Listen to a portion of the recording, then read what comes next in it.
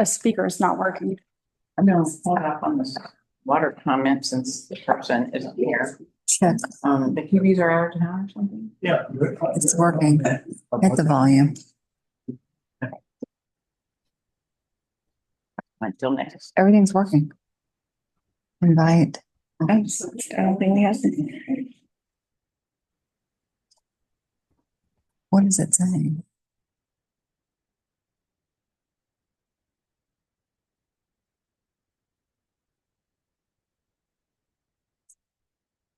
I guess we're recording. Yeah, recording. Okay. I don't know if it'll hear, so can you Bernice? guys hear us? Can you hear us? Yeah, Yeah. I can hear you. Bernice, can you hear us? She can. Yes, I can hear you. We can't hear her either. She might have heard you too.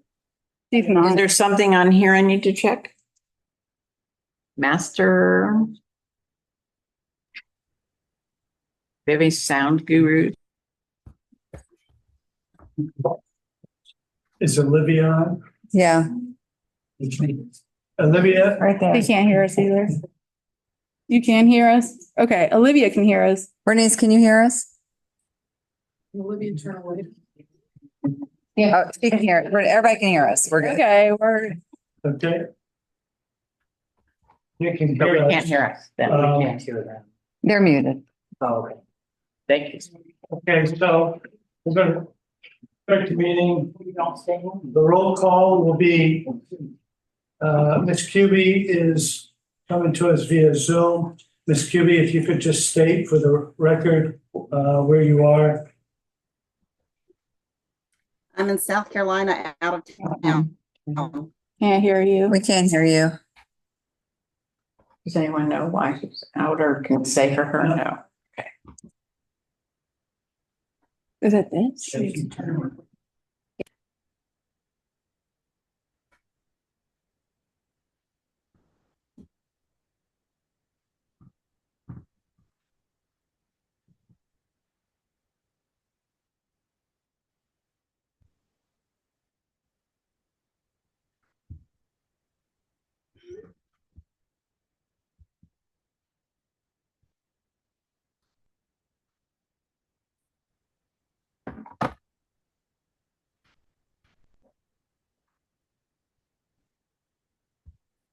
Can you hear me?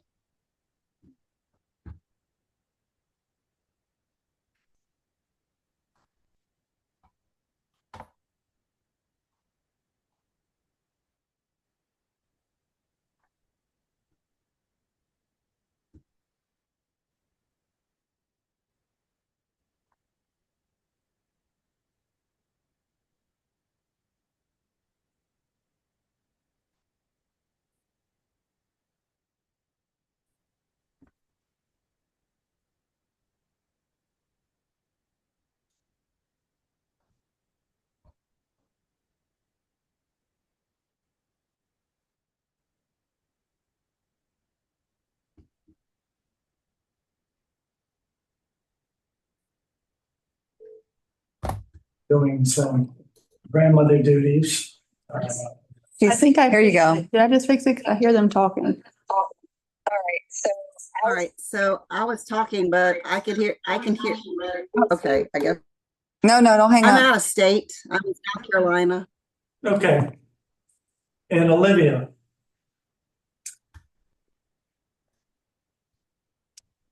Olivia's frozen. okay. You may have bad internet. So anyways, other than those two, Michelle's here, Ron's here, David's here. I want to introduce, to those that don't know, that Becky McGee, who's in the House, and also David Hempstead, both won the election. Unfortunately, we're still waiting on the county through the state to certify the election. So neither one of those individuals were in fact sworn in yet because they got to do the official blessing of the state and stuff. So that's where we are on that. I also want to recognize Pam Harlow, who used to be the former mayor, is in the house. And then, of course, Blair, who used to be former council member, is also in the house. And I don't think I've forgotten anybody, but obviously, welcome. With that, we'll do the pledge of allegiance. Pledge of allegiance to the flag of the United States of America, To the republic for which it stands, one nation, under God, indivisible, with liberty and justice for all.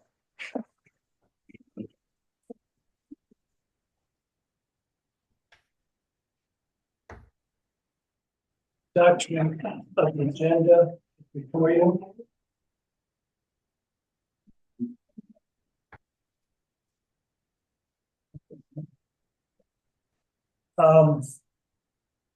Anybody have any problems with the agenda? I have. Can I get a motion to accept the agenda? So made. A second.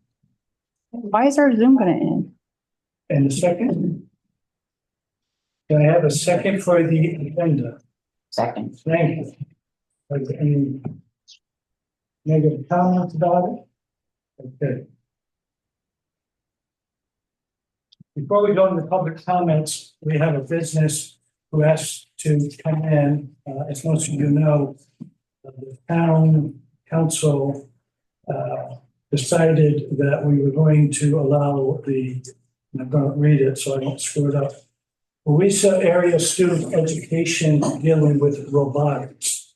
And they wanted to come in and give a little presentation of exactly who it and what they're doing.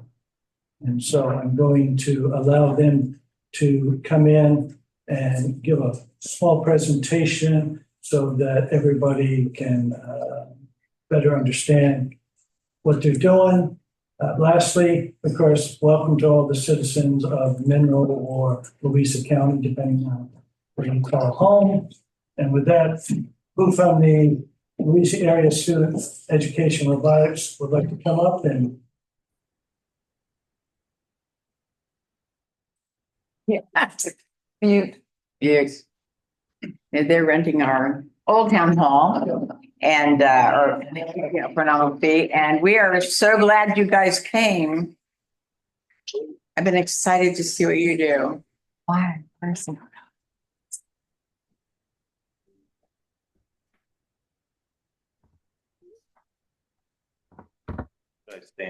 you can stand anywhere you want, or you can talk from wherever you'd like. We've got one more coming in. Okay.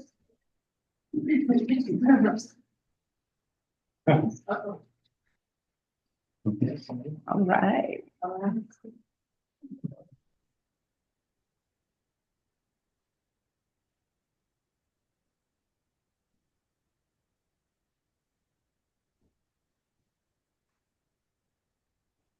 Okay, That's fine. so I understand you guys got a lot going on today and we are not the primary show, but thank you for having us. My name is Jonathan Christian. I'm the founder of Laser, which is Louisa Area Students Education for Robotics.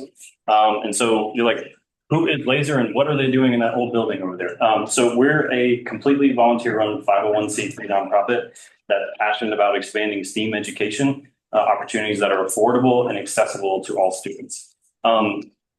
Does anybody know who the only rural VEX robotics club in the state of Virginia is? That's us. Rural, huh?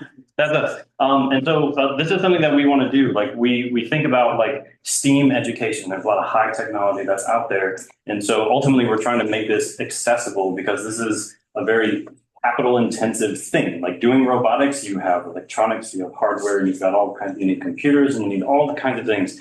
And robotics clubs, they tend to fail for three reasons. One, they don't have volunteers, they don't have space, or they don't have funding.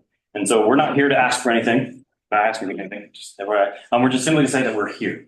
Because we're a club, this is our second year now, and we're growing, and we're very happy to establish a partnership so that we could practice over there. We have 16 students and 5 teams currently. Soon we're going to start outreach events through BattleBots. So if you've got kids, these are competition robots that you'll see. These are actually teams that'll meet throughout the year. We have 5 of them, and we currently have teams that range from age 4th grade to 8th grade. The next year, because of funding that we've solicited, we are able to launch a high school robotics team, which is going to be happening. And so what you're seeing here are elementary, middle school students. And every year there's a new challenge. Ultimately, this year's challenge, they have these 6-inch foam balls, and they have goals, which are too big to bring in here. And they have to score as many balls through the goal in 60 seconds. And then they have to do this both individually, where they're driving a controller. Well, if you will, controller. See what that looks like? Yep, that's what the controllers look like. So they have to do that on their own, but then also have to do it autonomously on their own. Autonomously means you basically push a button and the robot's going to do that thing that you could so nimbly do with your hands. Then they have to do it with teams. There'll be 2 robots working together, and they'll have to complete this challenge. Students, where did you start? Where did you start? Did you have any kit or instructions or anything like that? No. Nothing. This is what they started with. Blank sheet of paper. So everything that you're seeing here is their designs. So we have, over in our building, we have 0 textbooks, but we focus a lot on physics, mechanical engineering, electrical engineering, sensors, controls. Like we do all these things, and ultimately we do it together by just doing it. Like there's not lectures about it. There's no notebooks that we look at. There's no textbooks we look at. We learn by doing.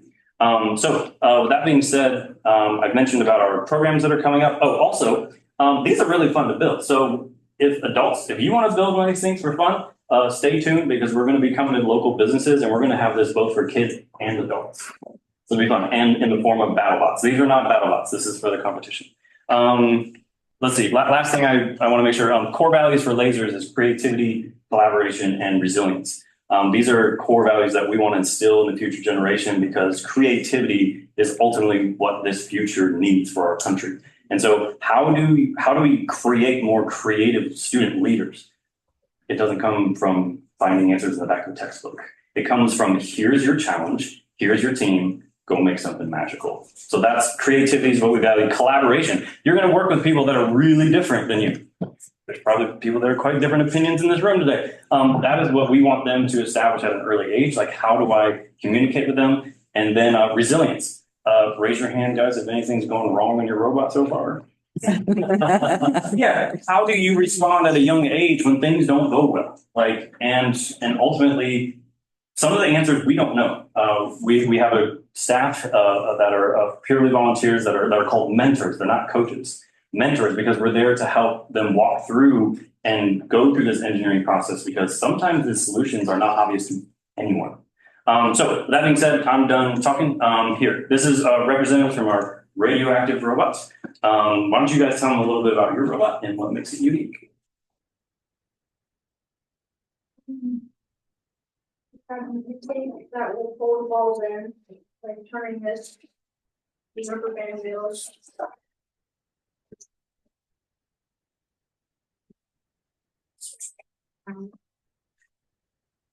So pick the balls up, and it's going up and away. Then it's going into the launcher.